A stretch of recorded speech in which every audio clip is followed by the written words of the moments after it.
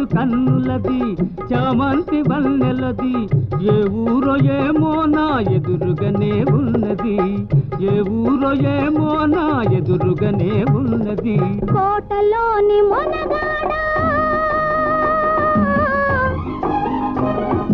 కోటలోని మొన